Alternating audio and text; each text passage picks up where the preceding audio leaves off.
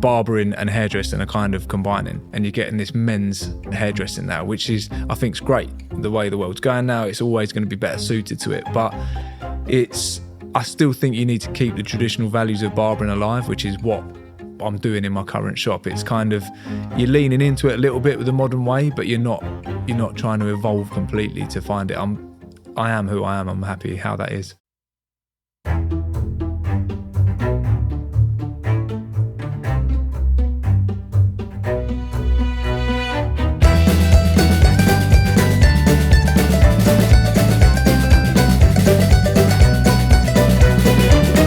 Hello and welcome back to JobsWorth. This week we are joined on the podcast for a second time by Dean Gleeson. Dean is an Essex-based barber. He is a lead educator for haircare and grooming company WAHL. And he's also the founder of Dean Gleeson Hair. Now, the last time we spoke to Dean, he was working with one of his best mates and been running a barbershop in Lee for over 10 years.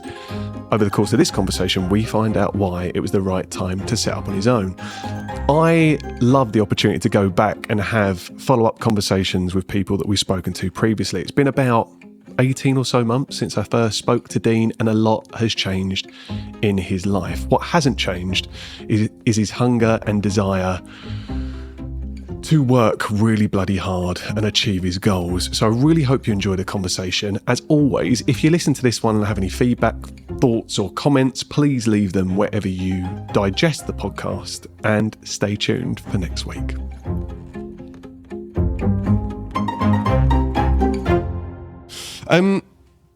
It's nice to have you back. It's nice to be back. We're in new digs this time round. Yep, I'm liking it. Yeah, you like it. I mean, it's an upgrade, isn't it? From the tiny little box office. No disrespect to the office that I was in before, but to be in this is always nice. Yeah, and it's nice for the guests and like me especially to see as much as I'm progressing, you're progressing as well. So does it feel like that? Yeah, absolutely. We've talked about it before. Like, I know your investment in this as much as you know my investment in my career, and it's not everyone understands it. No one understands it unless they're in it themselves. So yeah, I can fully respect what you're doing. That means a lot. That does mean a lot. And it's nice to get you on camera as well. Because back at the time you were coming into the office and it was just me sat with a couple of mics, hoping that I was pressing the right buttons to actually record.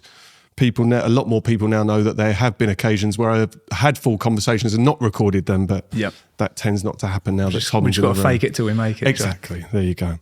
I'm going to start with the question. It's not a tradition that we usually open with because you've already gone through that. But I am going to ask, what would the Dean that I spoke to back in February, March 2024 have to say about where you are now? I think I do more stuff, I guess it is selfishly, but back then I was doing stuff to keep other people happy. Whereas now, there is still that. A lot of the stuff I do work-wise is for other people, family and stuff like that. But there's a lot of it of, if certain things have to be sacrificed for career progression now, it's kind of, I'm seeing my life in seasons at the moment. Like there's a season for sowing, there's a season for harvesting, and it might be that my season at the moment is for sowing and I've got to sacrifice some stuff to build in the future. So it's kind of seeing it from different perspectives rather than just trying to keep people happy all the time.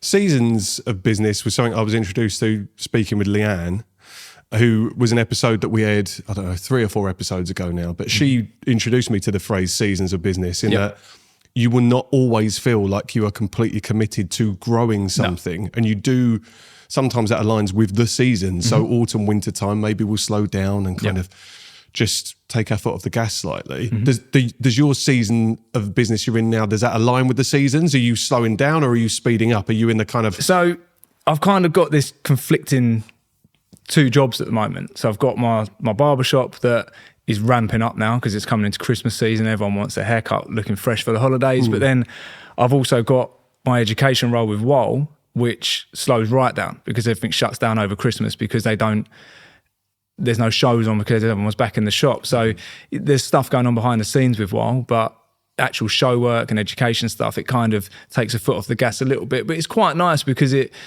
tips the scales in a nice balance, because when I'm not busy at WAHL, I can then be busy at my shop. And when I'm not busy at the shop, I can focus on WAHL.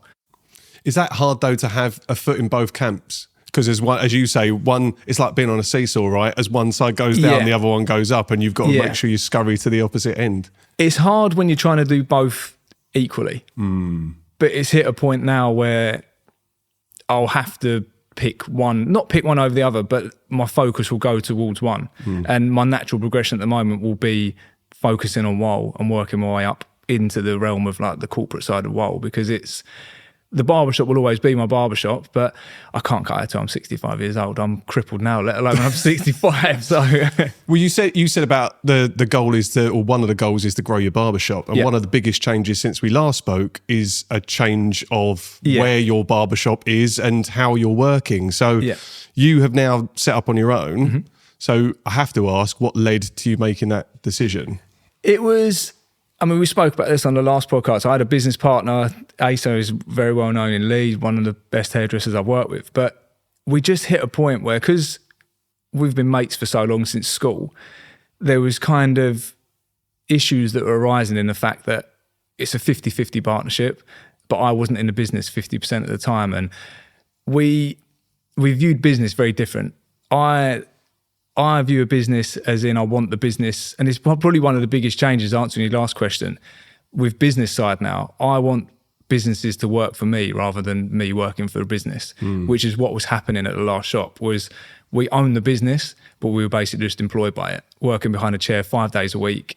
And then when I started pulling away and doing my stuff for external companies and social media and content, it then caused a bit of friction, because Asa wasn't doing that, and there's no wrong side of doing that, but they don't work together, because I'm out of a business that he's in full time and I'm still taking money from the business. And it was, we explored a few options, and it was, from being too friendly, we were trying to put a square peg in a round hole, and it didn't happen. So we sat down with our accountant, and he just said, look, one of the options you got is you just call it a day now. You've had 10 years of successful business, and you set up on your own. And it was all amicable. I mean, you know what people in Lee are like. They love a bit of drama, and it's... Of course, yeah. Everyone I've spoke to and said, oh, we've split. It's like, oh my God, like, what happened? Like, who cheated on who? It's not, no, there's none of that. It's just that it just didn't... You've hit a point, we've known each other for, 20 years now. And you've grown enough, and you've got enough respect for each other to say, look, we've had a good run at it, but it's not working the way it's working. So let's go off and do our own thing. And that's where we are now. I've set up my shop. It's all split, completely amicable. Like, I used to come and see the shop when I set up the shop. I mean, I'm 50 yards down the road from the last shop. So there's no bad blood at all. So it's good. It's nice. I think it's a natural thing to view something with a degree of cynicism when two people that have worked together for a decade make a decision to split. And I think there will always be assumptions made. You can't control that, can you? No. All you can do is know that you did it in the right way. Yeah. And as you say, you made that split as amicable as possible. Yeah. But how was that all based on the strength of your friendship and the time that you've shared together, or did you have to be conscious about making that amicable? Does that make sense? Yeah, no, you definitely have to be conscious about making it amicable, because at the end of the day, whichever one of us kept the last shop and moved on to the next one was going to take a portion of clientele with them. And you don't then want it to go down the route of it being kind of dog eat dog, and they're my clients and they're my clients. It was, it's easier to, the years of kind of bitchiness in business of they're not gone completely, but they're going. And it takes too much energy to go against people in business, especially when you work in such a small town. It's easier to become, because you never know what's going to happen. Like it might be that in a year's time, 2 years' time, I change my direction of my career and I step away from the business, and it might be an option that we become business partners again. So it was never going to be an option we was going to burn bridges and fall out, regardless of whether we was mates. I don't think it's a sensible business decision to ruin something over the case of creative differences. No, and I completely agree. It's like any relationship, it evolves and changes over time. And if you're both not getting what you want out of it, the best thing sometimes is to separate and go off on your own. There's nothing to say that you can't join forces again in the future. Exactly. Yeah. And it's been lovely to see, like, being in the area and knowing that there's no animosity between two people that you've genuinely got to know and like. Yeah. And to see that isn't present is really nice. How big a consideration, because you mentioned the shop's 50 yards away, how big a consideration was that because obviously Lee's a great location to be running a business. Yeah. How big a consideration was it that it is so close when you set up? It did cross my mind, and I thought about potentially moving away from the area, but it doesn't benefit anyone because, I mean, you know yourself, you get your hair cut by me, you get your hair cut by Chris, Ace, and it's the way it's happened. If I'm fully booked, I'll send clients to Mengo. If Mengo are fully booked, they send them down to me because I'm of the mindset now where I'm comfortable enough in my clientele and my business that I'd rather you just go somewhere to get a decent haircut. I don't want to turn you away and you go down the road and get a terrible haircut and then blame me for sending you there. So it's nice to know that I've got a supporting barbershop that I can say, look, go down. And I can't say for what they say about me when they're in the shop, but I hope they say the same because it's, I mean, to put it in perspective, we're joining up and going out for a Christmas party together because otherwise it's going to be a candlelit dinner for me and Lewis on our own. So I worked on my own for 4.5 years, mate. I know what lonely Christmas dinners look like. But no, I think it's great. And I know not long after you opened, I think I'd either walk past or Sophie, my other half, would walk past Toppers and Toast, and you've gone out for breakfast or something along those lines. And it's just nice when you can make that split. There's no bad blood. And you're right. I think we had Claire on from Store 33, right? Amazing business owner, and her view on competition is that it's really the more the merrier. And if you're doing that with the respect for your competitors, that makes a difference. But if it becomes dog eat dog and you're willing to do anything to screw them over, that's a very different mindset to be in.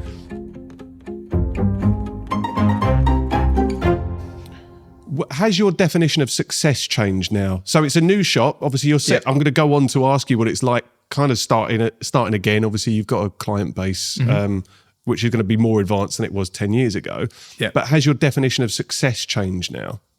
Yeah, definitely. And the goal with Mengo, because we started from scratch, was, and I come back into hair off the back of tattooing. So I was pretty much starting from scratch. I had a small clientele that had followed me, that I was doing private clients. But so the goal there was just to get as busy as I physically could behind the chair, get as much money pumped in the till, build a team and just earn money, which was great. At that part of my life, I was 25, 26 years old. It was what we needed.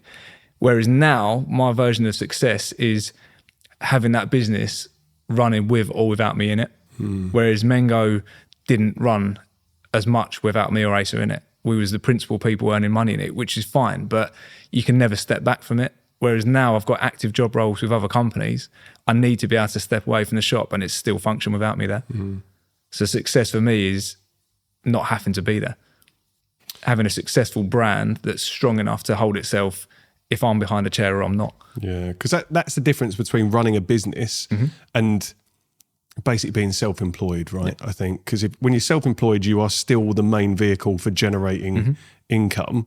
When you're running a business, you're either getting people to do that for you, or you've set up a product or a service that is doing that for you while you're sleeping. It's not always going to be while you're sleeping, but you know, when you started moving down the content creation path for brands, you've got to do the work on the front end, but then that content is making money while you are not necessarily doing anything with it. So I think we've had conversations when you've been cutting my hair before about exactly that. You don't want to have to be on your feet cutting hair all the time and that be the only way you can generate money. And are you closer? I mean, there's a long way to go until you're able to take a step back completely from cutting hair, and maybe you don't want to do that. I don't think I ever will. I think I'll always, regardless if I go fully invested with WAHL or on content or whatever it is, I think I will always keep a clientele because I love doing it. And I think, I mean, a big portion of my job is creating content around hair, so I need a clientele. So it might be a case that where your model's gone if you don't actually cut hair. So it might be that I have one day a week that I have a private clientele that I just service 10 people on a Saturday, whatever. But I think I'll always have something involved in a barber business. But it's just kind of setting up systems at the moment that, I mean, one of the biggest things I've learned from WAHL is everything has to be systemized. It has to have a certain way of doing things, because if it doesn't, when the next person comes in the chain of command, it all falls. Whereas I need to know that if I'm not in the shop, you get treated exactly the same way by any of my staff members that are working there. And that all just comes from systems. That's easier said than done, isn't it? Massively, yeah. But you're saying that like you've learnt the secret, and I want to pressure you on that. I wish. I'm faking it till I make it comes to mind. But no, I'm big on books, and I know you are yourself as well. And it's one of probably the most influential books I've read recently was E-Myth. And that is purely systematic. It's, if you've ever watched the film The Founder, or the McDonald's story, it's all systems. It's all, they go to Hamburg University to learn how you make burgers. And it's, the product itself can be made by anyone because it's exactly the same every time. And it's kind of leaning into the process of, it doesn't matter what job you're doing, most jobs can be replicated with systems. I can hear Leanne listening to this episode now. I mean, if you haven't listened to it yet, go back and listen to Leanne's episode, because she's all about introducing and implementing systems in business. She's tried it with me. She's tried it with the podcast. And it makes complete sense. All the systems I use to operate my recruitment agency are in my head. Yeah. Which is the most dangerous place for them to be, because they change and warp, and at some point I need to educate someone else. Yeah. And that can be really daunting. But it's great that you understand the importance of that. Yeah. Putting it into action is another thing, right? Putting it into action and getting other people to do it is probably the hardest thing, because it's, and I get it, like, for one of the systems that I'm trying to get in place at the moment is, it's not even focused around hair, it's focused on your experience. And I had this chat with someone yesterday in a shop, and it was like, we don't wash hair really in our shop, because you don't want me washing your hair. You don't want a bald guy covered in tattoos leaning over washing your hair. It's just not really There's a place ideal. for that, Dean. So it's kind of, what else can I add value to? And it might be that I remember what your drink is. You might have a coffee with 2 sugars. So it's getting things in place that if I know you're coming in at 12 o'clock, at 5 to 12, I've got your coffee waiting on the side. So as you come in, it's there sitting there. And every time you come in, I'm not having small talk with you. I'll remember what we've spoke about last time. If you go on holiday or you've had a guest on your podcast that I want to catch up with you on, it's them little things that, and it's all just done with details on a computer. I'm not memorizing it in the back of my head. It's all made notes of. But for a client to come in and for me to go, oh, how's Leanne on your podcast last time? You'll think, oh, bloody hell, he does listen to me. Yeah. And then instantly your experience is better and the haircut becomes less important. Obviously you've got to be able to cut hair, but it's the rest of it that all marries it all together, which is what I'm focusing on. Yeah, because I guess up to a certain point, and this is no disrespect to the industry, if certain types of haircut definitely are, a lot of barbers maybe with a similar amount of experience are going to cut a very similar cut. Absolutely. But your experience sat in the chair is going to be very different depending on how the rapport you've got with your barber, the experience when you walk in the door. As you say, if I'm walking into a barber shop and I've got a coffee waiting for me, straight away, I'm in. If you're mentioning some points that we discussed earlier, I get that. But like you say, it's getting everyone to buy into that, right? Yeah. And that's a challenge. Since we last spoke as well, you were working with WAHL at the time, weren't you? Yeah. But you've taken on a more senior role, a bigger responsibility in the business. What do you do with them? So I'm lead educator of the UK now. So I started off, my original introduction to WAHL was purely content based. There's a few ways you can get into working with WAHL into the artistic team. The majority of the ways people have got in is they've won a competition. So they do Barber of the Year every year, and then off the back of winning that, you'll get a year contract, and then that's basically your year to prove your work ethic. You turn up to events that people get you invited to, and it's your chance to prove what value you can provide to the company. Whereas there's different reasons people get brought on, but mine was kind of, I mean, you ask Simon, he'll probably tell you different, but I didn't really ask for a job more than showed them what I could bring to the company. So it was around the time, probably after COVID, where Reels on Instagram exploded. So I just started filming my own content. And then off the back of that, I sent it to him, and because I always use WAHL. I've always used WAHL since I've started cutting hair. I've never used anyone else. So that was just in my videos. I sent it to him, and then it kind of built that relationship up over a few months. And then I was fortunate enough to get took down and then invited onto a pro contract. So it built up from there 2-3 years. And then last year, I got offered lead educator role, which is now overseeing the education of the company for WAHL UK, which is, I mean, going back when I was first starting out, was never achievable. So it's kind of a pinch me moment now. Yeah. For it to be a brand that means so much to you and that you have used regardless of the, the commercial aspect to it as well, that's a big thing to happen. What was it though, a big decision to have said yes to that at the time? It's different, right? If you start making content and you can feel like that's an additional revenue stream, but also you're making content from the cuts you're already doing. Some of the stuff that you were doing, we spoke about this on the last episode, was specifically for certain brands. Yeah. But then to say yes to a job as a lead educator, that's a much bigger responsibility, much bigger commitment of time. Was there an element of you as a business owner and someone that works for yourself, is it a big discussion either internally or externally with the people around you to commit a lot of time to another business? Yeah, and it's something that me and my wife still have ongoing discussions about, and it's still a balance that I don't think I'll ever get right, because I am selfish with it, and it's to the detriment of some things and the benefit of others. But it's very hard to explain to other people why I'm doing it, for why I'm doing it. And it's, look, I can sit here till I'm blue in the face and say I'm doing it for my family, I'm doing it for my kids. There is that to it, but the other part of it is selfishly for me. I want to see how far I can take it, because it's kind of you have this kind of thing in your head. When I've hit milestones in my career, you think, if I get that, that'll be it. I've made it. Or if I get this, then I'll make it. So it's like I got took to LA with WAHL 2-3 years ago, and then last year. And the first time that happened, you think, oh, that's it. I wouldn't think I'd need to do anything else. But as soon as that was over, my mindset was like, right, what's next? What's next? What's next? And it's kind of been this steam train now of, right, how far can this go? And the promises have always been delivered on by the company. So there's no reason for me to doubt it. It's early on in my career, it was kind of, I'd do stuff for free, for exposure, or to put my name out there, which was fine at the time. Whereas now everything that I do has got to have a direct benefit for either monetary value or growth within my business. So, and it's always promised on that. So yeah, well. Do you think it's a blessing and a curse to always get to a point and think I've done it? So you're heading for a target, or you're heading for a marker point, and then you're thinking, I've got here now. There's 2 miles up the road there. There's something else that I could go and get.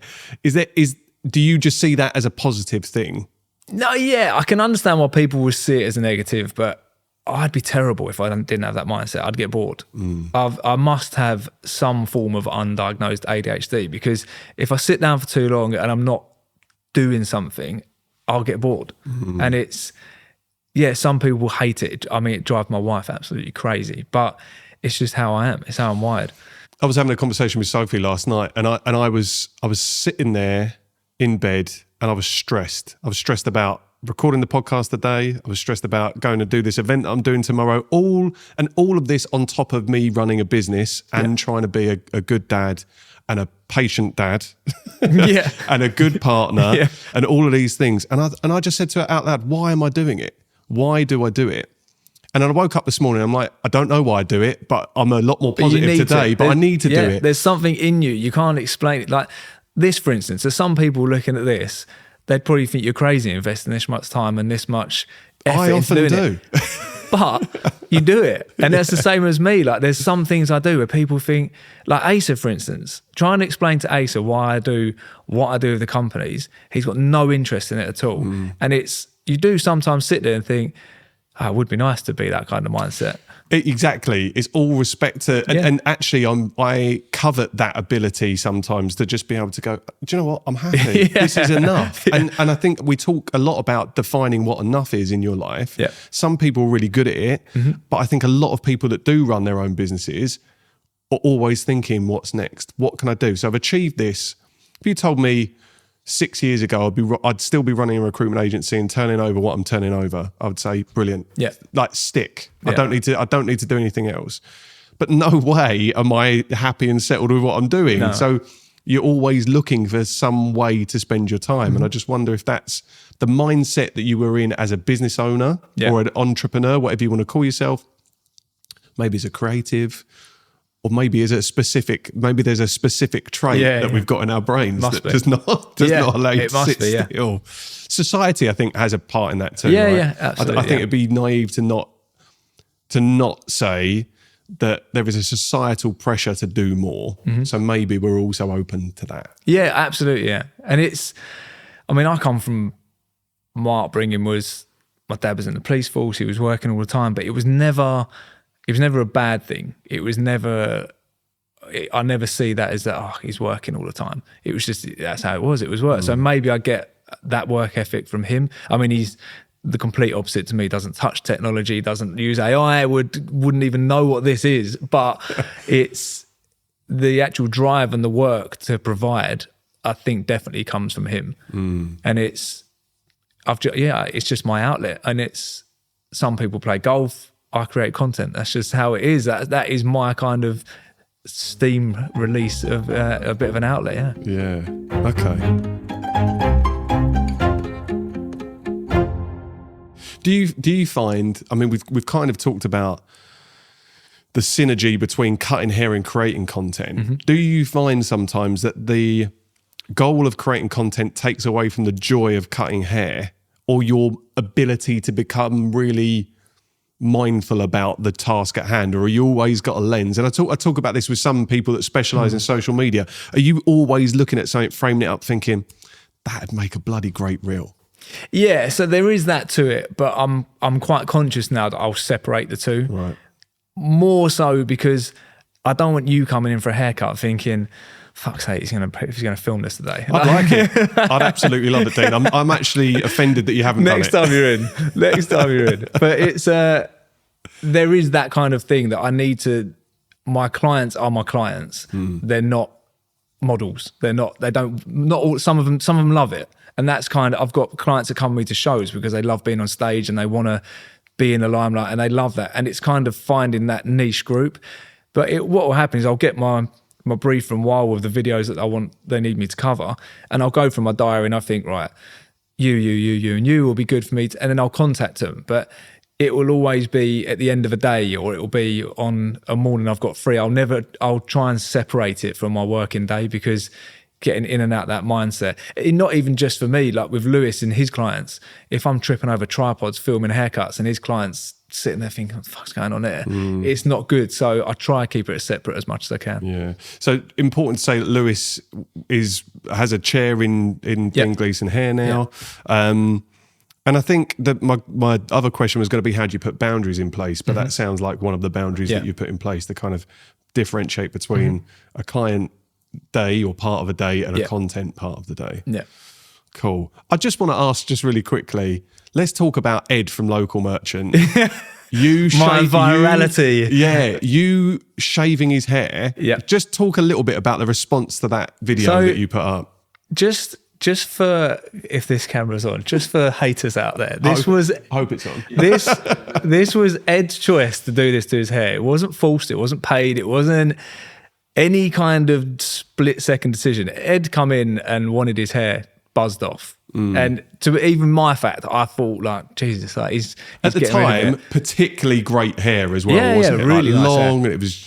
But I was jealous. For those of you who know Ed, he's not a tarty person with his hair. He doesn't spend time styling it. Very rarely tidies up his beard. Just a manly man, gets up, goes. So having long hair, very thick hair, it was just too hot. He didn't want it, so we took it off. So I thought, right, if we're going to take it off, we'll just film it. And we buzzed this off. And it's on something like 1.5 million views now on my page. It's by far my most viewed reel. But the reason it's the most viewed reel is the hatred from people that it got. I've never seen anything like it, but it was actually, as a bit of a case study, it was really interesting to watch, because you could see the algorithm was pushing it to different countries. So it'd be like, I'd get abuse from Spain, and then I'd get abuse from Italy, and then I'd get abuse from Greece, and then I'd get abuse from France. And it was like pockets of comments that were coming through. And I'm sitting there translating it all. And some of it was hilarious, because where the translations didn't sit right in UK, it was like, she's got such lovely hair. And I was like, and then obviously Sam's jumping on it and everyone's jumping on it going, leave her alone. She's absolutely beautiful. And it's, but yeah, I mean, that is the beauty and the downfall of social media, is that my most viral reel is also probably my most hated reel as well. Out of something that was so light-hearted, it's unbelievable. Just so simple, isn't it? It's just the act of just shaving someone's shock hair tactics. off. Yeah. But the problem that creates is you then fall into that trap of, right, how do I recreate that? Like, what do I do next to get that shocked? And I don't want to be that person. And something that I kind of pride myself on is I don't really chase the algorithm that much. If you look at my content, it's more professionally shot on graded content rather than trending. Yeah. I'm not copying trends. You're not dancing for TikTok or anything like that. I mean, I've tried it didn't work.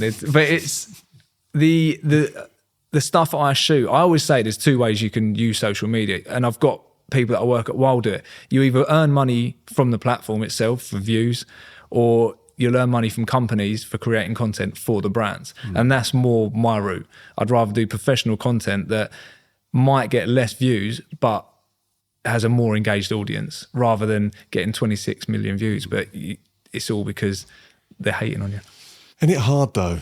Because as a human being, you start to equate 1.5 million views on a reel. 1.5 million views, 100%. I just wait for the right reasons now. that's the balance. Yeah, that's it. You have to ground it on the fact that if it's for the right reasons, because there'll be hundreds of reels that you've created knowing that you've put your heart and soul into something and they've flopped. Yeah, I'll get like my proper camera out, I'll shoot it on professional editing software and all the lighting set up, and it'll get like 1,000 views, and you think, okay, and then I've banged a grade 8 through Ed's hair, got 1.5 million views, which is like that is absolute madness.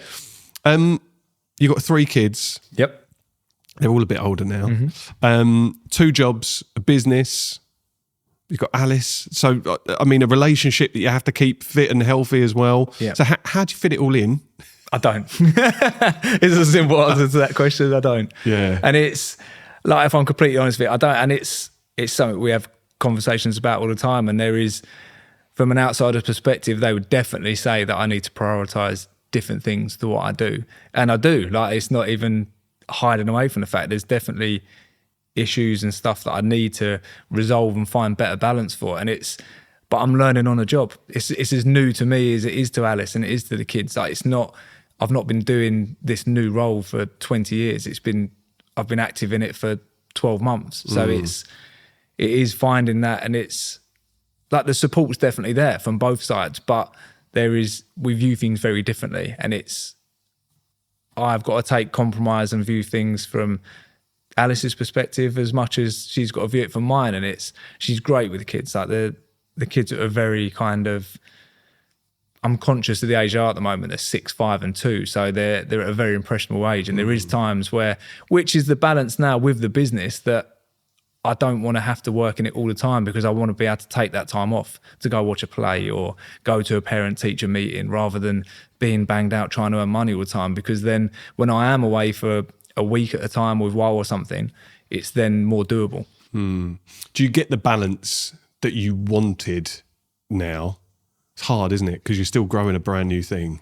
I get the balance I want, but that doesn't mean it's right for other people. Right. Which is what the issue is. Like, the thing that I struggle with, and the thing that I'm probably too selfish with, is I look at it from my perspective and how I would deal with it. So I think, that's not an issue. It wouldn't bother me, but it doesn't mean it wouldn't bother someone else. And that's what I've got to kind of look at a little bit more. But I don't think you can have one without the other. So for me to get where I want to get in my career, there's probably going to be things that I'm going to have to say no to. And that's going to be detrimental. Sometimes it's going to be beneficial at other times, but I've just got to say it with my chest and do it. And it's very hard to explain, but I know why I'm doing it, and I know the end result. And as much as people won't probably believe that it is for the right reasons, it is, and it's not coming from a selfish place, but I can understand how it is coming across as selfish at times. Well, on the live event we did a few weeks ago, we talked about sacrifice. Yeah. And we talked about, you mentioned earlier about being able to say that you don't do it all for your family, or you don't do it all for your kids. You use the word selfish. Yeah. Which again has got a negative stigma attached to it, right? But I think we should all be free to say that we are also doing stuff for ourselves, not all linked to I think there's a societal pressure, probably more so a few years back and less so now, but to say out loud, I'm doing all of this for my family. You think of an acceptance speech at most awards, I'm doing this for my family, I'm doing this for my kids. And yeah, you're right, that's part of it. And it's a byproduct half the time. You're supporting your family and you're able to do these things. But actually admitting and owning the fact you're doing it for your own, to reach your own goals, and because there's an intrinsic drive in you, I think is really important. And it's a great way, I think it's a great thing to role model to your kids as well. It doesn't always alleviate the parent guilt not at all. that you can feel when you're making those sacrifices though. My brother really eloquently put it that you have to see it almost like he didn't use the word seesaw, but it's the best way of doing it, like balance shifts. So at some point you'll be up on one end and at some point you'll be up on the other. But if you can zoom out sometimes and look at that in a more holistic way, you've probably got a better balance. Yeah, and I've realised that a few years ago. I think what it is with me is when you get married and you have kids, it's like the older version of you like dies, if in a less morbidly way of putting it. But it hasn't in me. So the old version of me pre-kids and marriage still exists inside me. So that person is like, right, go for the job, go for this, go see how far you can take this. And it's like the dad and husband in me will then go, oh, hang on a sec, like you've got kids and the wife, but then it's a constant battle between them two. I sound like schizophrenic sitting there, don't I? But I'm it's that is what it is. It's like the version of me prior to it all is still hungry to see how far I can go. But you're sitting in a room full of people that it's kind of, I think that war is in us all. Yeah, right? of course. I'm sat here, I'm missing bedtime, I've missed school pickup, and my kids are asleep, and then I'm going away tomorrow night to go and chair an event, and I'm making that decision. If I really think deeply about it, I end up missing my kids, but I'm still making a sacrifice, and it's not really benefiting them too much. It's because I've got this drive and there's things that I want to do. Yeah. And I just think we should be, it's okay to say that out loud. You know, if there was a mum sitting opposite me now, I think there's an even bigger societal pressure at times for them not to admit that they're doing it selfishly. Absolutely, yeah. Right? And Charlotte, who was part of the panel that we spoke to, I think she's so inspiring in the way that she openly says, I'm doing not it all for her, but she's doing it for her own things, her own mission that she's on as well. So I think it's important to say out loud. Definitely. Hello, me again. Can you do me a favour and take 15 seconds out of your day to rate and review the podcast wherever you're listening? And if you are watching this on YouTube right now, please subscribe. Thank you so much.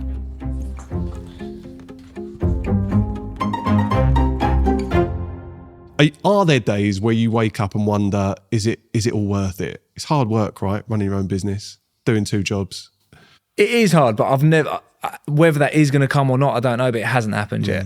It's my mindset at the moment is if I get a phone call and offered a job, I'll take it instantly. And I've never had a day when I think, oh, fuck, I can't be asked to do that. And I hope that day never does come. It probably will, but it hasn't so far. And I think that is what the excitement is for it. And that is kind of where the issue is, because, I mean, Alice says it all the time that there's nothing I won't turn down from job-wise. But I think that's why I've got to where I am in my career now, because I'll just take stuff and I'll run with it and I'll do it to the best of my ability. Because if I don't do it, and it scale it back to a haircut, if I'm on my lunch break and you come in and ask for a haircut and I say no, you can go down the road for 10 minutes and get a haircut and never see you again. And I view that the same with job offers. If I get offered a show and I don't do it, someone else can come in and do it, and then my whole career path gets thrown off of track then, because they've done a good job. They then get seen in the limelight, and then they might invest in them to push them forward instead of me. So it's probably where it comes from, is it's built up. It's just a larger version of what I do in my day-to-day life at work. And is that through some of the inspiration you had growing up, like your dad's work ethic, or is that just because you love it so much? I think it's just the passion I have for it more than anything. There is a work ethic there, but it's I think the the be all and end all of it is that it's the passion for it. But I don't know if it's the passion for hair or it's the passion for seeing how far I can take it. When you say the passion for hair, Yeah.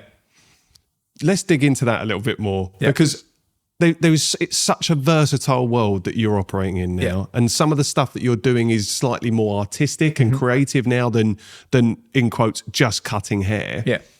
So what is it specifically that keeps you doing this? So when I say passionate about hair, it's what I do in it, because I've always said it, and I'll probably get hated for saying this, but I couldn't be a hairdresser or a barber if I wasn't passionate about it, because you can earn more money doing a lot easier jobs.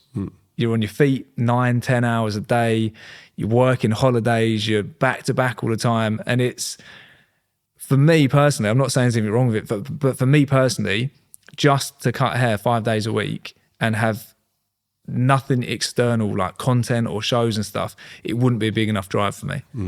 And it's, I don't know why that is, but I love doing all the external stuff, the shows, the content, working with brands, networking, going to awards, entering awards, whether that means I win them or not. It's just getting involved in it. Like the projects that I'm running at the moment with the fellowship, I just love meeting new people. And I've hit that point in my career now where I've achieved enough that I'm enjoying bringing other people through the ranks, whether that's apprentices or mentees on my project that I'm then pushing them forward. And it's nice to see them succeeding. So the lead education at WAHL, when I take a seminar and then I see people doing well on social media, that's kind of what lights my fire now. And it's, some days, I probably wish I could just stand behind a chair 5 days a week and just enjoy doing simple haircuts, but it's not who I am. No, I think that's really important to be able to identify. And I think, just when you say hair, it just means more than cutting hair now. It's the industry. I'm passionate about the industry. And it's the culture around it, right? Yeah. Because I see primarily through your content, because I don't follow a load of barbers, but like the community that you've both in part helped to build, but is already present out there. It's just mad. And you can see that you're one passionate person in a large swathe of passionate people that are all make up this community and contribute to the culture. And to play a part in that, I can imagine it's really like addictive. Yeah, absolutely. And it's what I love about the shows and the project that I've done last year, Future Makers, was it's kind of when you're on a show like that and you're surrounded by 12 to 15 other artists who are exactly the same personality, mindset, drive as you, it's hard to not enjoy it, because they get it. They're having the same struggles you're having. They have the same mindset as you, of the drive of work you're doing and why you're doing it. And you haven't got to explain anything because they already understand it. Yeah, like-minded. Absolutely. People. Yeah. What has been the hardest part of starting again? And I say starting again, I just mean starting in a new premises. So you've left Mengo, you've now started Dean Gleeson Hair. What has been the hardest part of that? Probably knowing if it's actually what I still wanted to do. Interesting. Because I knew my clientele was coming with me, because they all knew about it. It wasn't like this cloak and dagger thing where I was sneaking off behind Ace's back to set up a shop. They knew I was setting it up. We was openly talking about it in the shop. So Ace knew my clientele was going to come with me. My clients were all coming with me. I knew Lewis was going to be there when I opened up. Lewis had a clientele already. So the fear of not earning money wasn't there like it was when we opened up Mengo, because Mengo, we opened the doors and just hoped people would walk in. Whereas with my new place, I had a clientele that was busy already. So it wasn't monetary value that was kind of the problem. It was my mindset of, do I want to still cut hair, or do I want to focus on purely content and working with WAHL? And it's still the decision I'm at the moment now. And it's not that like we said earlier, I'm not going to stop cutting hair, but it might be that I reduce my days a little bit to get that balance back. And I'm okay with that. Whereas before I would always kind of put my clients before my own balance. I would I'd work late, I'd start early, work bank holidays and everything to fit people in. So like we was having a laugh about this week, so I'm not working Christmas Eve this year. And the amount of my clients like, what? Like, what do you mean not working Christmas Eve? And you think, my oldest kid is 6 years old. So I've got 2-3 years where it's going to still be fully magical for him. Yeah. And I don't want to get to that third year and him not be as interested in it and me have missed it. So it's that was kind of the, not the fear, but it was, not having full vision of what if it's what I wanted. That's an interesting place to be as well, because it was a process to get where you are now up and running and looking like it does. And it's a stunning shop, like the aesthetics of it when you walk in and you can tell over the years you've learned what you like, what you don't like, and what you want that space to be like. But it's very different from just going into a shop that's already fitted out. Because you then, you're putting blood, sweat and tears and energy and money into that space. It's evolving and you're still, I'm not saying 50-50, but there's still that element of doubt. Is this it? Yeah. Is this it? And it's nice that you can admit that it's kind of still there now. And it's not that I don't want the business, I will still cut hair and I'll always own the brand and the business, but it might be that I take a step back from it. Whereas the goal originally was that I'd be the face of it and I'd be the one driving it forward. Whereas now I'm okay with pushing other people through the ranks, whether that be Lewis or other people, and letting them be the centre of the attention, and I just run it from afar. That takes experience, doesn't it, to get there? Definitely. Yeah. Because but both being comfortable not necessarily being the face of the brand, even though your barbershop's called Dean Gleeson Hair. But you can have that. But the ability to be able to delegate and also step aside and mentor, I think that comes with experience. It's hard to do.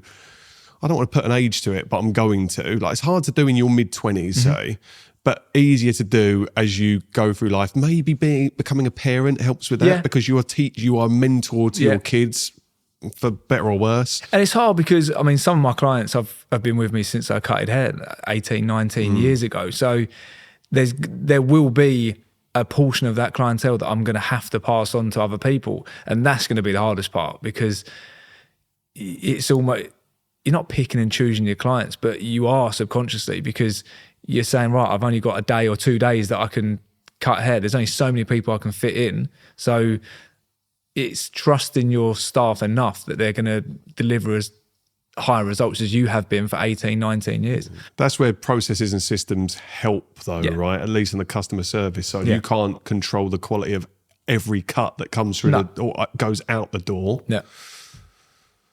But I guess you can police that over time. Yeah, as well. But it's controlling how they treat your clients as well. So I've got some guys that come in that are larger than life, really big personalities, and you can have a bit of banter with them. But then I've got other guys that come in that are really self-conscious, suffer with anxiety, and they don't want a loud character. So it's kind of training your staff on how to act with different people that they're then going to be comfortable to sit in their chair. Interesting, isn't it? Approaching that from a way that you can train it, because empathy is really what we're talking about, isn't it? That ability to pick up on how someone else is feeling. Yeah. And I guess that comes from, you're not looking for clones of yourself, but you are definitely looking for people that kind of can fit into the shape of and the culture of what you're trying to build. Yeah.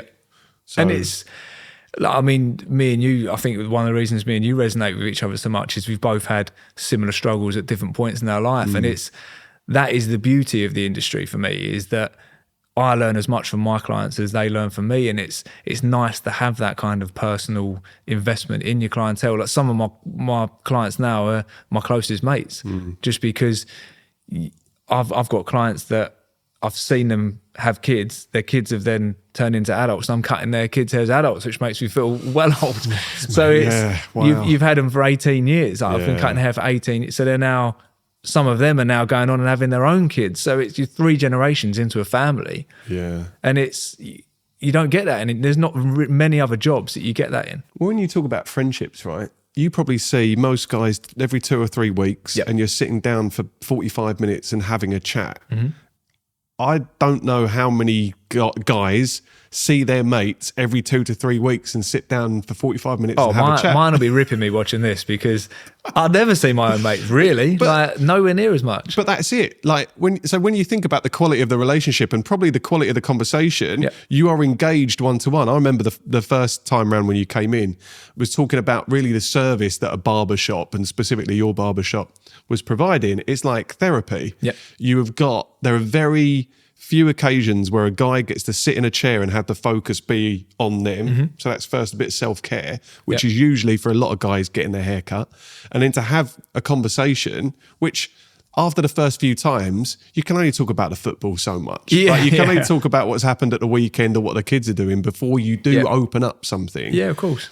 And I think that's so important in my mind. Absolutely, and that's the point we made on the first episode, and I think it's important to reiterate now. Yeah. You're providing a service without paying for it. Maybe you'd be making more money if you How qualified I am for that service, I don't know, but I'm still providing. But I think the going rate for hourly therapy is slightly more than it is a haircut, for cutting hair. But yeah, I still think it's a really important role that a barber shop and a barber plays, but specifically you. Definitely.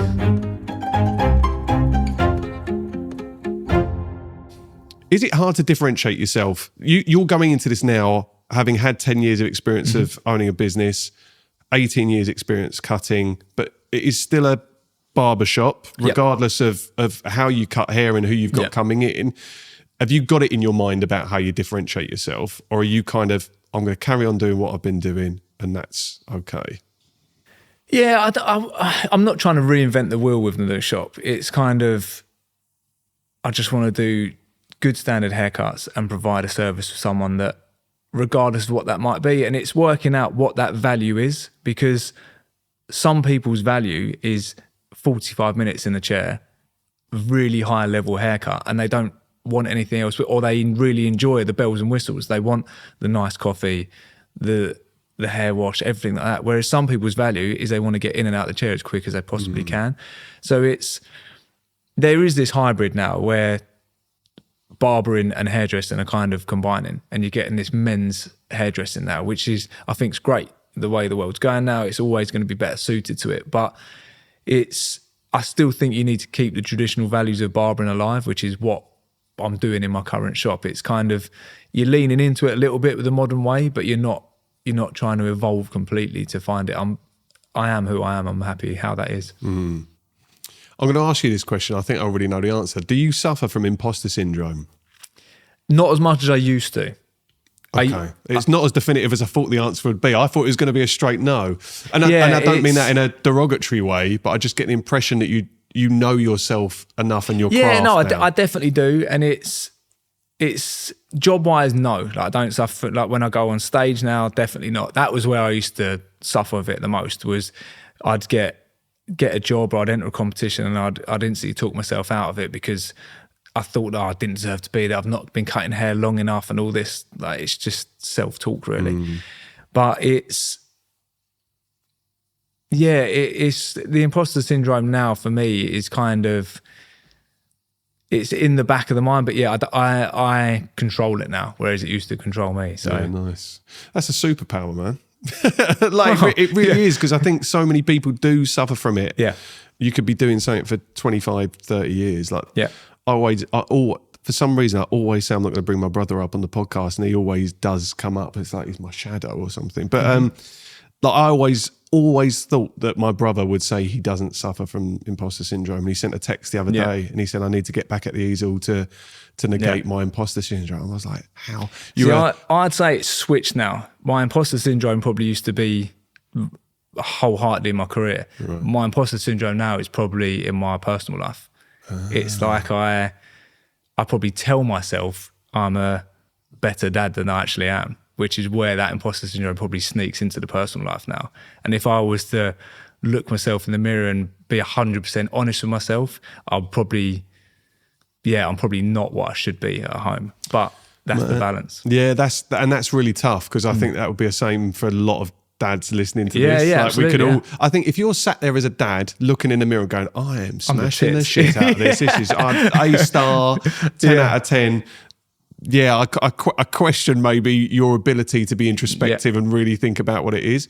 There are some A-star dads out there. Yeah. But I think for a lot of us... But we hate them. We don't want to be them. We judge them harshly. But I think we're all sat there thinking, could we do better as well? Absolutely, yeah. But yeah, and it's fine. It's also completely fine to say I don't suffer from imposter syndrome. I'm talking specifically about work. That's okay. Yeah. You are one of a rare breed that have got to that point. I'm confident where I am in my career now. And it's I wouldn't say I do suffer from imposter syndrome now, because I know where I want to go, and there's ways I'm going to get there. It's not big-headed. It's not arrogant to say that. I genuinely believe that. Yeah.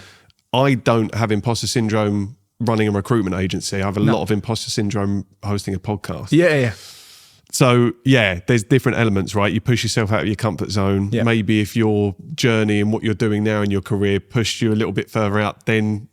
And it's having the vulnerability. I think the thing I've learned over the years is it's just being vulnerable with people. Like one thing that I've made sure I've done over the past few years is I'll just reach out to people and talk to them. So where I used to suffer from imposter syndrome, because one of the biggest names in the industry is just won British Hairdresser of the Year, it's Josh LaMonica.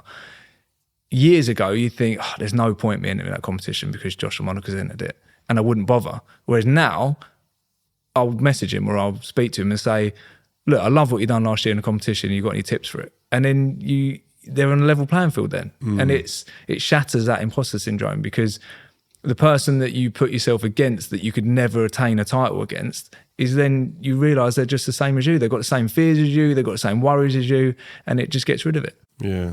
And they're probably suffering with imposter syndrome. Of course they are. They're looking at the person above them. There's always someone above everyone. Yeah. Like the people that you look up to in the podcast industry, they're looking at people above them and above them. It's always going to happen. It's a great bit of advice, though, for someone that sat there thinking that they're building barriers for themselves. Actually, a great way of knocking them down is to address it and confront it. Just run straight through them, yeah. Exactly. Exactly, yeah. One of the reasons... it's always lovely to have a guest on. It's the second time we've done it, but hopefully it will happen more. But I do think the evolution that you've been through, having a business partner and then ending that chapter of that part of the relationship to go and set up on your own, I'm really interested in that. And I do want to ask your advice. I think there will be people listening to this that are currently, I'm not going to say in a romantic relationship, I am going to say specifically in a business relationship where they've started with someone. And I do want to ask your advice, and you've kind of alluded to it when we had the discussion earlier on in the podcast, but what advice do you give to someone that is thinking that maybe it's time to change that relationship in an amicable way? The biggest advice I give is it's got to be right for both of you, but more than anything, it's got to be right for you. And more times than not, we'll sacrifice making decisions for our own benefit because you don't want to upset someone else. And I could have been in that situation now. I could have changed the way I was doing things to make the relationship better when I was at Mengo, and stopped doing jobs for external companies and put more work behind the chair. But I then wouldn't be happy with the stuff that I was doing myself. So the kind of trade-off for keeping someone else happy would have then not made me happy. So I think if you need to find out why you're not happy for the first off. And it wasn't that I wasn't happy, it was just that the creative differences were wrong. And if we'd kept at it, I would have then been unhappy. So I think if you've got those feelings, I'd explore them and I'd find out. And it's just having an open chat about it. That's the biggest thing me and Asa had, was the minute both of us started thinking, this isn't going where we want it to go, we had a chat about it, and we had an open conversation, and we both come to the conclusion that, look, it's not, if we can't make work what we want to work, then the best thing to do is split. So it's just, I'll just address it early and explore why you're getting those feelings. Being able to identify that you could have been unhappy before you're unhappy is a massive win. Yeah. Because more times than not, you don't identify it, and you're 5 years down the line hating the job you're in over the smallest thing that could have happened. Yeah, you hate your job. Resentment builds between you and your business partner, I can imagine, because there's things that are left unsaid. I think you and Asa do benefit from having been friends for a long time. That can work against you sometimes because there's too much emotion, there is too much history. Yeah. But in this case, it sounds like that's worked out. Yeah, and it had that risk. I could have looked at it and thought, look, we've been mates since we were school. I'm just gonna stick it out. But then what happens is I think the business would have deteriorated, and it would have been detrimental to us both. Starts to show, doesn't it? Of course it does, yeah. If there's resentment between two people in a confined space, Yep. you can walk into those environments sometimes and feel tension. Yep. And it's always best. And again, there is nothing to say that would have happened, but there's a higher chance of that if there's resentment starting to build. What is the hardest thing about doing it on your own? Because there is a shared load when you've got a business partner, right? Yeah. Especially when you're doing it for the first time, because you're going through all those milestones, you're going through those stage gates, you're looking at each other thinking, this is fun, this is great, you're celebrating wins. What is the hardest part of doing it on your own now? And when I say on your own, I just mean in the actual business itself.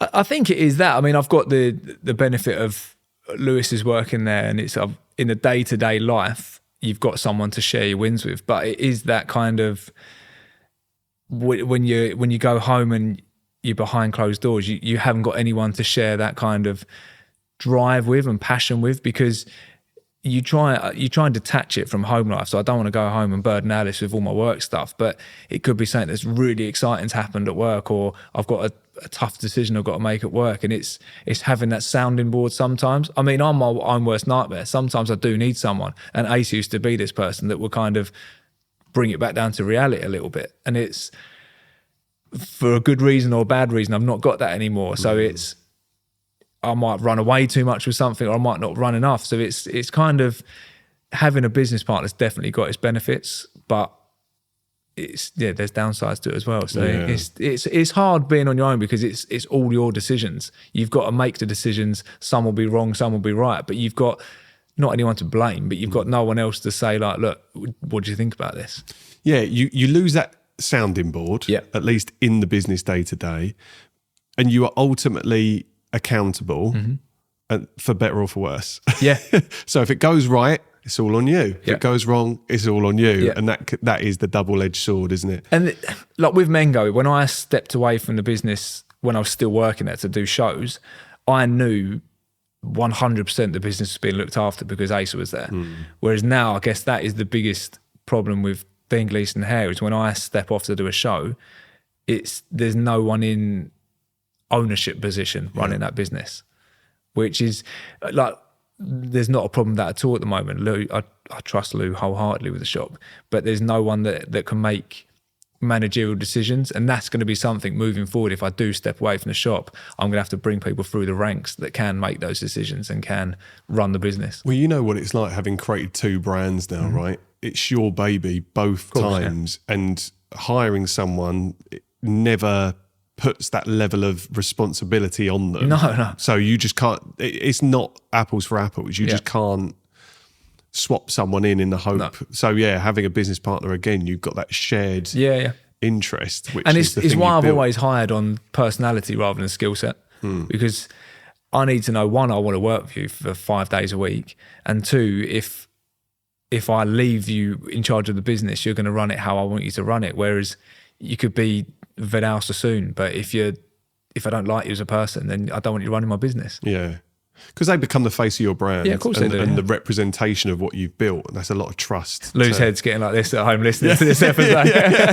Yeah. Well, there you go. That's nice for him to listen to. We'll have to direct him to the episode. Exactly. Yeah.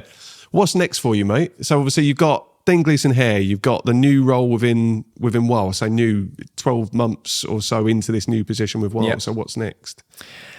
So for me next, it's going to be 2026. There's a lot of this year. The role with WAHL has been kind of the introduction stage to it, shall I say? That I've been finding my feet with it. It's kind of, I've been getting comfortable with the role. So 2026, I think there's going to be a big shift in workload for me. In my eyes, beneficial. It's going to be good because WAHL UK now is now partnered with Europe, so there's a whole host of countries that fall under the same umbrella, and it's good to be actively involved with those countries. So I'm excited about it. It's you've got a voice within the company now, and it's nice because it's probably the first company that I've worked with that listened to that voice. Like they don't just want workers. They want you to present ideas and work with the company and work with the brand, because at the end of the day, we're using the products. Like I'm an active barber still. I'm not sitting behind a desk talking about products when I don't know what they're doing. I'm using them day in, day out. So what I'm educating is what I'm doing, what I'm finding myself. Yeah, it's their own kind of R&D department, isn't it? Going out into the world and having those people come back and actually communicate really tangible bits of feedback that they can then go and improve their products with. I think as well, what you say there, being listened to, that's what most people are looking for when, whether they're employed or self-employed. You want, if you're in part of a bigger organisation, you want your voice to be heard and you want to feel like what you say matters. And I think that's probably what's kept that connection to WAHL really strong, because maybe if it was a brand where you were doing some, ambassador work or partner work that didn't do that, then you fuck that off pretty quickly. Of course. And it's why I've been so heavily invested into it, because it's definitely that relationship that the more I put into it, the more I get out of it. And it's never failed for that for me. They've always open to ideas. They're always happy to try stuff if you think it's going to work. And I'm excited about the next year, because it's going to be full steam ahead and see how far we can take it. Nice, man. That's brilliant. I kind of asked this question-ish earlier, but I'm gonna push you for an answer now. Has your definition of enough changed? So we talked about, has your definition of success changed? Has your definition of enough changed? Yeah, I don't think there is enough. Do you know what it is? I listen to a lot of self-help and motivational speakers and stuff. And one of the people I listen to is Ed Milet, American guy, like very powerful speaker. And he said that in your family's generations, there'll be one person that changes the trajectory of your family's wealth.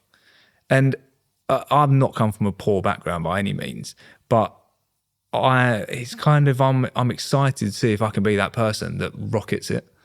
And I want to be that person that sets my kids up for the future on that kind of path. So yeah, it's not that there's not enough, but my definition has changed. That I never want that fire to go out. So I think I tell myself that there's not going to be enough, because I want to keep pursuing it. I guess it's important as well. Sometimes you put a time frame on that, right? It could be enough for now. Yeah. But sometimes enough longer term. Yeah. Well, you speak to a lot of people. I'm quite fortunate in the circles that I work at shows and stuff, that I hang around with people that have been in the industry for 40, 50 years. And they're very wealthy now, they're very well off, and they've made a good name for themselves. And all of them, without fail, have said it's the journey of getting to that point that is the exciting part. And it's the same with millionaires and billionaires. Like, being a billionaire is not as exciting as becoming a billionaire. And I think that's what my mindset is now, is that the pursuit of enough is going to sound like a load of bollocks now, because one of the things I do at the moment is daily gratitude practice, which is telling yourself that you have enough and you're grateful what you got. And I'm more than grateful for what I've got every day, that it's the stuff I've got, that you've woken up, you've got beautiful kids. But I don't think there's I don't think it's negative to have that drive to want more. No. It's just being open to accepting it. We're going to close with the closing tradition on the podcast. Yeah. We're going to play. So Mum always likes a returning guest. Again, only a second one, but let's get that voice note up. Hi, Dean. You sometimes see men going in ladies' hairdressers, but you very rarely see women going in barbers' shops. Is there any reason for that? Thank you. Riddle me that, Dean. So, no, she's got a point, and it touches back on what we were saying earlier, is it depends what value you want from a service. So I used to work in hairdressers. I used to work in a very successful shop called Woo in Southend and now in Fort Bay. And it was purely service. From the minute you walked through the door, they had a fully functioning coffee shop you could get food from. You went downstairs, they had a calm room that you got a nice head massage, and there was all tranquil music. And then you got took through to the salon, and there was a whole host of things to make you feel relaxed. That is what you get from a hairdresser's, that you don't get from a barber's. And to some people, like some guys, they want that. They want the service. They want to be pampered. They want to be looked after more than the haircut.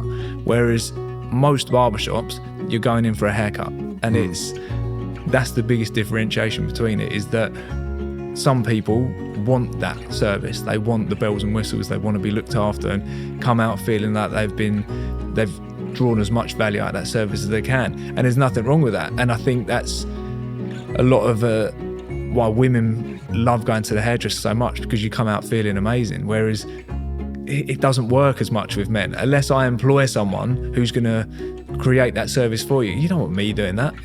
You don't want me Indian head massaging your head and like whispering sweet nothings into your ears. It's not the same thing. So yeah, personally, I think men go into hairdressers because they want the value of the service rather than the haircut. It's more about the experience rather than just the end product. Yeah, and I mean, generationally, the years ago, it used to be that you would get a better haircut from a hairdresser because it was £10 barbers or high-end hairdressers. So you've still got that stigma sort of in the fact that people think they're going to get a better haircut from a hairdresser, but you've now got this new wave of barber coming in, which are more men's stylists. Like we spoke about Josh LaMonica earlier. He's kind of changed the way the men's industry is now, where it's a bit of a hybrid. He cuts women's hair, cuts men's hair. There's no kind of gender to it, and it's still not that service though. Like you wouldn't go to Josh for an Indian head massage and stuff like that. So I think it is that if you go to like a London salon, you're getting all of that. Whereas you come to a barbershop, you're getting a very good standard of haircut. You're just not getting all the bells and whistles. Yeah, and not an Indian head massage from you. I mean, if you want one, I can give you one, John. It can be arranged. Dean, it was an absolute pleasure. It's so lovely to see you keep pushing as well, because there are points where I could have easily looked at your career and think, yeah, you've got enough. Yeah. But I think we share an element of that in that it's hard to define it. When you reach it, there's always going to be the next rung up the ladder that you kind of want to go for. It's something that I'm definitely working on, and it's part of this. I mean, it sounds woo-woo to some people, but the whole point of doing daily gratitude practice now is to touch on it quickly, it's in the morning and afternoon. I don't know if you've ever read Green Lights by Matt McConaughey. Right. So in the morning, the first thing you do when you get up is you make a list of 10 things you're grateful for. And then before you go to bed, you go through your day and you find the thing you're the most grateful for. And what it does is it shifts your mindset to look for the positive things throughout your day. And then the more you focus on those positive things, the more you'll attract them into your life. So if you always want more, you're never going to have enough. Whereas if you're happy with what you've got, then more will come to you. So if you want abundance in your life, you've got to be grateful for what you've already got. Whereas if you're always wanting more, it's never going to appear in your life. And having more career-wise for me is not necessarily monetary value. So I'm not chasing the £1 million check. It's a fulfillment inside of me that I'm chasing. Well, look, man, I have every bit of confidence and every bit of faith that you'll get there. So thank you so much for taking up your evening. Absolute pleasure. And thank you. Yeah, we'll catch up in another 18 months or so. Yeah, definitely. Cheers, man. Thank you. Well done, mate. That was awesome. Thank you. That was awesome.